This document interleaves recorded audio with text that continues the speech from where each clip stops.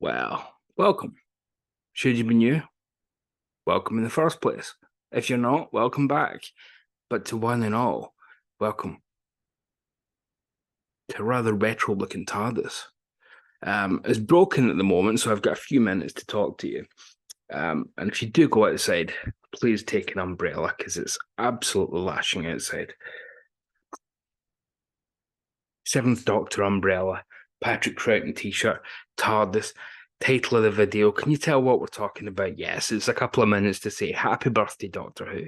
60 years, going strong. Perhaps never stronger with the new Disney deal. We'll see. But yeah, so to misquote the first Doctor, what began as an adventure in a junkyard has become the great spirit of adventure all over the world, all of space, all of time. Where do you want to go? Trip of a lifetime. Throw in all your platitudes, right? Everything. So yeah, we're getting the Daleks colorized in the first place. No, I suppose it is recolorized because there was color in real life. William Hartnell wasn't walking around in black and white. So colorized, re-edited, that's tonight on BBC Four. We're getting the 60th anniversary special starting on Saturday on BBC One, Disney Plus for you folks worldwide. We're getting a repeat of an adventure in time and space tonight, the First Doctor era biopic. And a couple of surprises perhaps. Who knows? Who knows?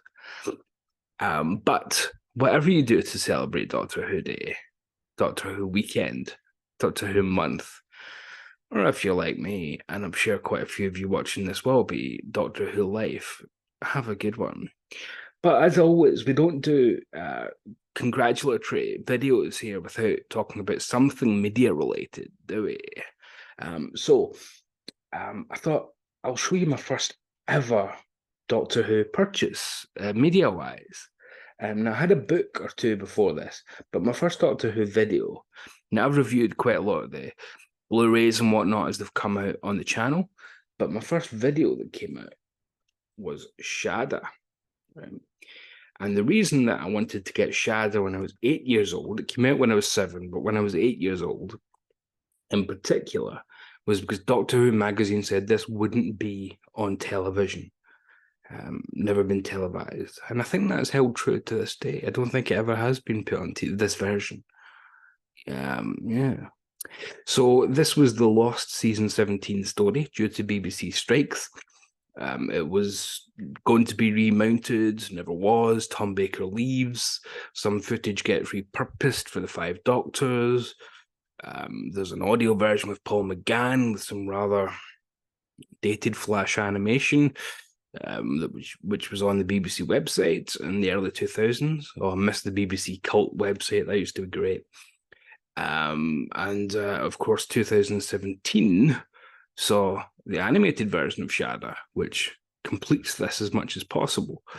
So yeah, and now on the iPlayer you can watch it episodically. So Shada's there for everybody. But at the time, this was the only way to see Shada. And Tom Baker does it as linking narration. So we get all the recorded footage, which was all the studio footage, but none of the out and about set stuff was recorded yet. So that's what's missing. But we get all the studio footage, and then Tom Baker, kind of half in character and half the real Tom Baker. I think this is the point where there's no real difference. Narrates and tells us what happens. And for those of you that have seen something later on, you know that you can kind of retrofit this actually into continuity rather wonderfully. But the reason I wanted this, on top of being told that I wouldn't be able to get it any other way or see it any other way, was, first of all, it's a box set, even at that age. Box sets, come on. But the reason it was a box set was it had the full script. Never seen anything like that before, with that wonderful TARDIS cover. And it's not, I didn't appreciate this at the time, but it's not just any old script, is it? It's written by Douglas Adams, for goodness sakes. So a full Douglas Adams script, the remaining parts of Shada on video with linking narration by both Tom Baker and the Doctor, which again, pretty much the same thing at this point. And this became something of a Bible for me because it told us the catalogue that was available on home video at the time, and I would tick them off as it came time.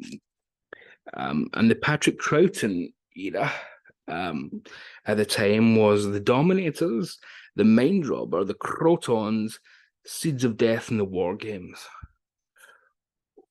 So this was before the discovery of Web of Fear, Enemy of the Worlds, some of the Rogue episodes for Underwater Menace, and it's before obviously all the animations. I mean, we've got 4/5 of the Patrick Troughton era that we can now sit and watch as drama.